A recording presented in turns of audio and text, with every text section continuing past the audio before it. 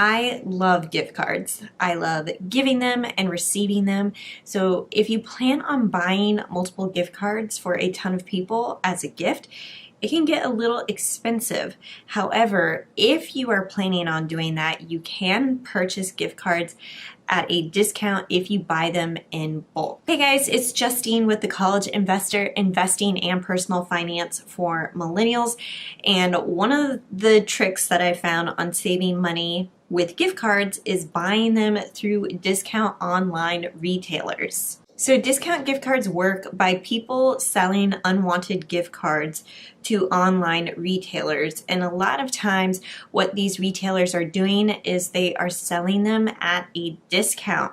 So high demand gift cards are typically going out of stock really quickly, whereas if you are getting gift cards with the least amount of demand, you're going to see them at a really steep discount.